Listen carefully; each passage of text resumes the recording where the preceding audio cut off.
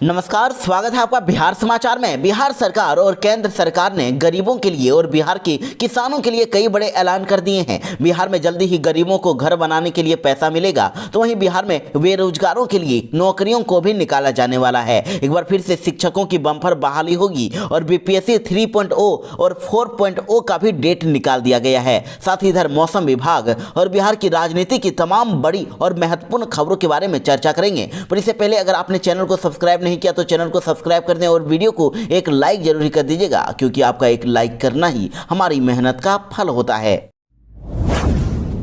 बिहार में शराबबंदी कानून को लेकर थोड़ी सी ढील मिल सकती है। शराबबंदी कानून को गुजरात मॉडल बनाने को लेकर जीतन राम मांझी ने फिर से आवाज उठाई है और बिहार हाईकोर्ट के द्वारा कुछ नियम में भी बदलाव कर दिया गया है। जी हां, बिहार में सरकार बदल चुकी है। बिहार के मुख्यमंत्री नीतीश कुमार बीजेपी के साथ आ चुके हैं, तो अब ऐसे में शराबबंदी कानून को वापस लेने या उसमें छूट देने की मांग फिर से उठने लगी है और विपक्ष के साथ साथ सत्ताधारी दल के नेता भी शराबबंदी को अब खत्म करने की मांग करने लगे हैं। जीतन राम मांझी ने कहा कि बिहार में शराबबंदी कानून के तहत सिर्फ गरीबों पर कार्रवाई हो रही है। गरीब तबके के लोग अगर 200-250 मिलीलीटर भी शराब अगर पीकर पकड़े जाते हैं तो उनके खिलाफ कार्रवाई हो जाती है, लेकिन दूसरी तरफ 10 बजे रात तक बाद में जो बड़े बड़े अधिकारी हैं, चाहे वो न्यायिक सेवा के हों, सिविल के हों या फिर पुलिस के अधिकारी हों, उसके साथ ही साथ विधायक और सांसद अपने परिवार के साथ शराब पीते हैं, लेकिन उनके खिलाफ कोई एक्शन नहीं होता है। इसलिए बिहार में अब शराबबंदी कानून में थोड़ी सी बदलाव करने की जरूरत है। बिहार में गुजरात का शराबबंदी मॉडल बहुत कारगर हो सकता है, इसलिए गुजरात में परमिट के आधार पर जिस तरह लोग जरूरत के मुताबिक शराब लेते हैं, उसी तरह की व्यवस्था बिहार में भी लागू होनी चाहिए। मुख्यमंत्री को इस पर विचार करना चाहिए और हो सके तो गुजरात मॉडल को लागू भी करना चाहिए। बिहार में शराब मामले में कार्रवाई को लेकर अब हाईकोर्ट ने बड़ा फैसला सुनाया है और कुछ नियमों में बदलाव कर दिए हैं। जी हां, बिहार में पूर्ण शराबबंदी है और शराबबंदी नियम के अनुसार अगर बिहार में किसी दोपहिया वाहन यानी कि बाइक पर बैठे व्यक्ति के पास से अगर शराब की जब्ती की जाती है, यानी शराब अगर उसके पास से मिलती है तो उसके गाड़ी को जब्त कर लिया जाता है। लेकिन देखिए, अब पटना हाईकोर्ट ने एक मामले की सुनवाई करते हुए बड़ा फैसला सुनाया है। अदालत ने एक अहम फैसला दिया है। ऐसे मामले में अगर बाइक चालक यानी कि बाइक जो चला रहा होता है या फिर पीछे बैठा व्यक्ति के पास से अगर शराब मिलता है और ऐसे में अगर बाइक उन दोनों की अगर नहीं होती है तो फिर ऐसी स्थिति में बाइक को जब्त नहीं किया जाएगा। बिहार में इंटर की परीक्षा चल रही है और इंटर की परीक्षा के पहले ही दिन कई विद्यार्थी समय पर नहीं पहुंच सके, जिसके कारण उनकी परीक्षा छूट गई है। और साथ ही वैसे विद्यार्थी जो इस बार परीक्षा नहीं दे सके हैं, उन सभी छात्रों को एक और मौका मिलेगा। बिहार बोर्ड ने अब विशेष परीक्षा की तारीख की घोषणा कर दी है। जी हां, बिहार बोर्ड ने जानकारी दी है कि परीक्षा देने से वंचित रह गए छात्र के लिए अब एक स्पेशल परीक्षा होने वाली है, उन्हें एक और मौका दिया जाएगा और इन सभी स्टूडेंट्स के लिए अब स्पेशल परीक्षा का आयोजन अप्रैल में किया जाएगा। परीक्षा में शामिल होने के लिए समिति ने इंटर और मैट्रिक वार्षिक परीक्षा 2024 का रिजल्ट जारी करने के एक हफ्ते बाद ही कंपार्टमेंटल सह विशेष परीक्षा की प्रक्रिया शुरू कर देगी और इस कंपार्टमेंटल सह विशेष परीक्षा में ही अब इनके लिए परीक्षा होगी और ये इसको देकर पास हो पाएंगे।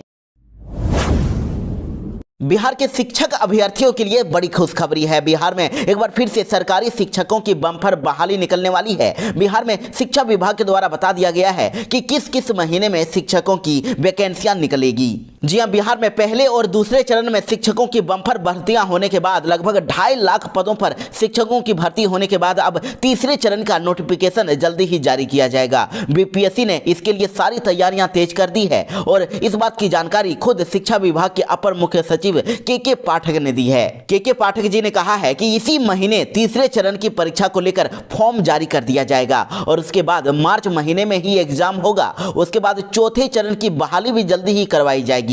इसको लेकर अगस्त महीने का समय तय किया गया है, यानी कि 2024 में अब बिहार में 2 बार वैकेंसियां निकलने वाली है। मार्च में भी निकलेगी और अगस्त महीने में भी निकलेगी और कहा जा रहा है कि इस बार मार्च महीने में लगभग 70,000 शिक्षकों की वैकेंसियां निकाली जाएगी और इन वैकेंसियों को और भी बढ़ाया जा सकता है। लगभग 1 लाख वैकेंसियां अब इसे की जा सकती है। जानकारी के लिए आपको बता दें कि पहले चरण में 1,70,000 शिक्षकों के पद पर वैकेंसियां निकाली गई थी, वहीं दूसरे चरण में 1,23,000 शिक्षकों के के पद पर वैकेंसियों को निकाला गया और अब तीसरे चरण में एक बार फिर से लाखों वैकेंसियां आने वाली है। वहीं के पाठक जी ने यह भी कह दिया है कि बिहार में बीपीएससी के दूसरे चरण का सप्लीमेंट्री रिजल्ट नहीं जारी किया जाएगा और जो भी शिक्षक अब इसके लिए आंदोलन या दबाव बनाने के लिए अब कोशिश करेंगे उन अभ्यर्थियों पर कार्रवाई भी हो सकती है। इसलिए कोई भी अभ्यर्थी इस तरह के आंदोलन का हिस्सा न बने, नहीं तो उनके खिलाफ कार्रवाई की जाएगी और उन्हें आने वाली परीक्षाओं से भी वंचित किया जा सकता है।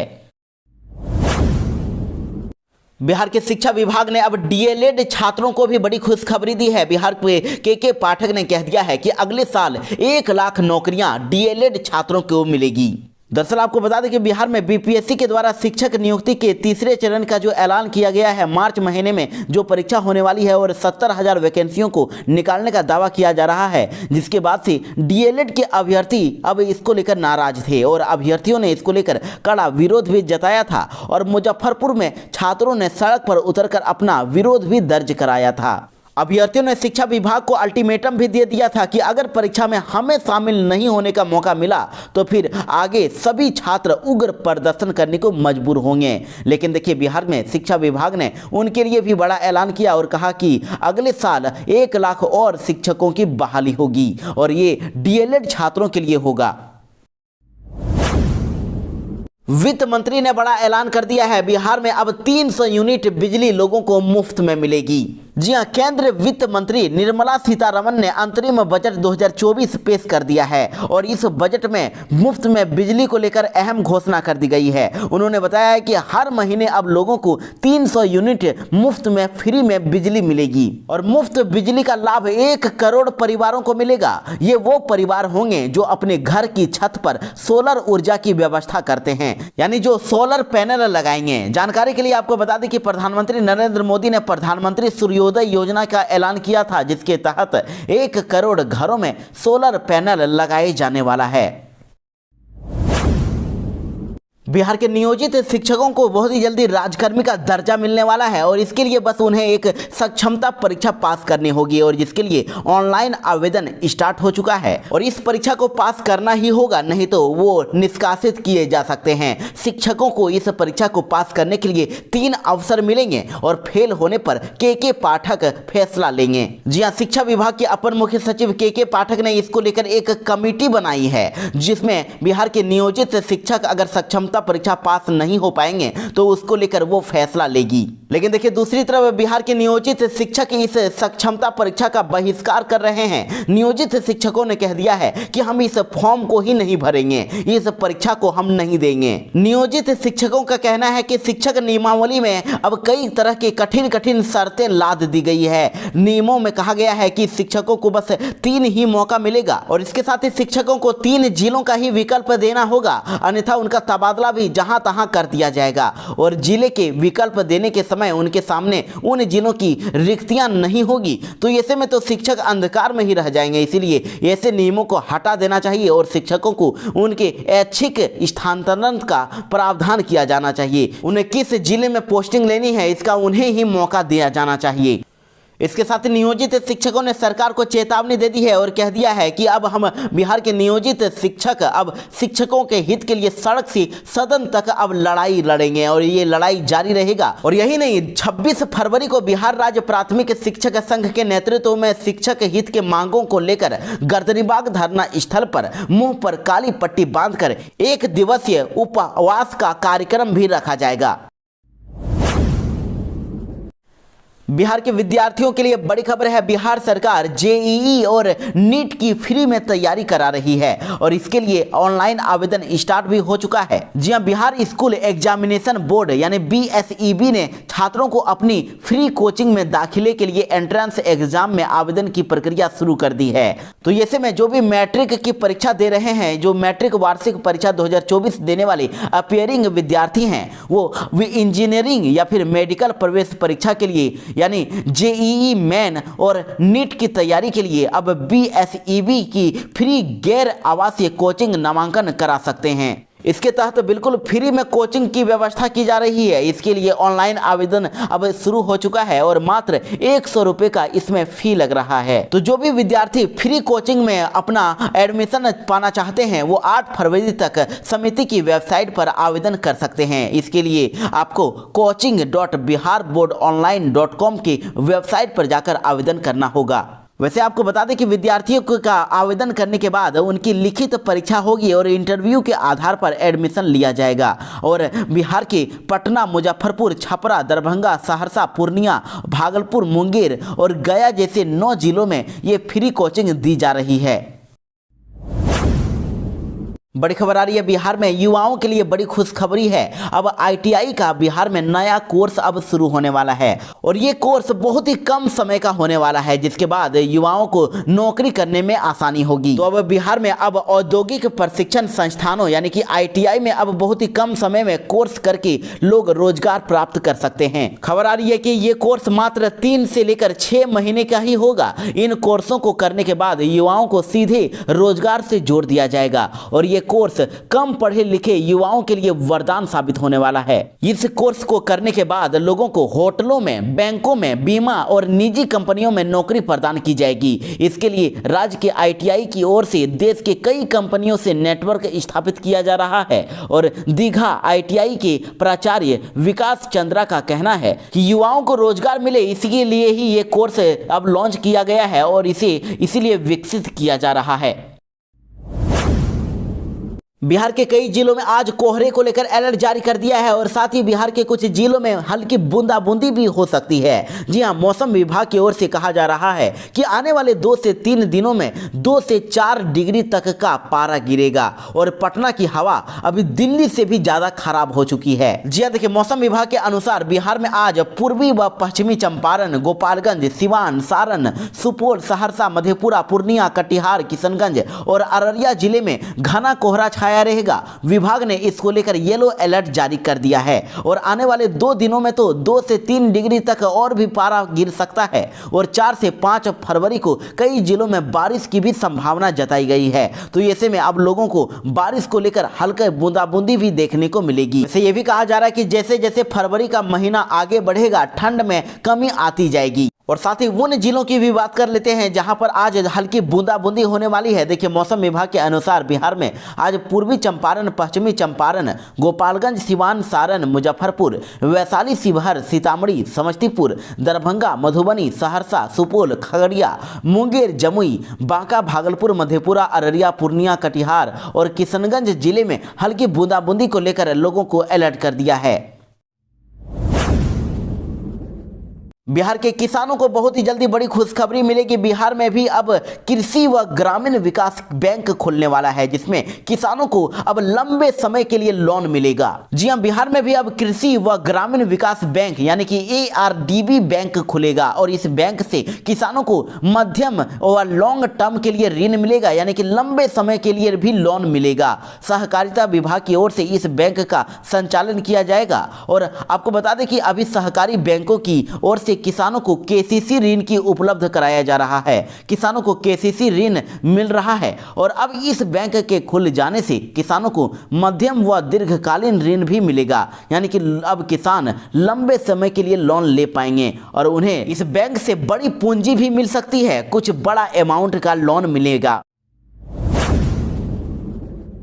बड़ी खबर आ रही है, ममता बनर्जी ने पश्चिम बंगाल में अकेले ही अब लोकसभा चुनाव लड़ने का फैसला कर लिया है। तृणमूल कांग्रेस अब खुद अकेले इंडिया गठबंधन से अलग होकर चुनाव लड़ेगी और वहीं देखिए अब उन्होंने कांग्रेस को भी बड़ी चुनौती दे दी है। जी हां, पश्चिम बंगाल में कांग्रेस और तृणमूल कांग्रेस के बीच सीट शेयरिंग को लेकर लगातार घमासान बढ़ता जा रहा है। सीट बंटवारे को लेकर तानातानी के बीच अब मुख्यमंत्री ममता बनर्जी ने कांग्रेस को बड़ी चुनौती दे दी है। ममता बनर्जी ने कह दिया है कि मुझे समझ नहीं आता है कि कांग्रेस पार्टी को इतना अहंकार किस बात का है। कांग्रेस में अगर दम है तो वह वाराणसी में बीजेपी को हराकर दिखाएं, वहां पर हराएं। और वहीं ममता बनर्जी ने पश्चिम बंगाल के मुर्शिदाबाद में एक जनसभा को संबोधित करते हुए कहा कि मुझे नहीं लगता कि कांग्रेस 300 में से 40 सीट भी जीत पाएगी। कांग्रेस पहले जहां जीतती थी वहां भी अब हार रही है और अगर कांग्रेस में हिम्मत है तो वह बनारस में बीजेपी को हराकर दिखाएं।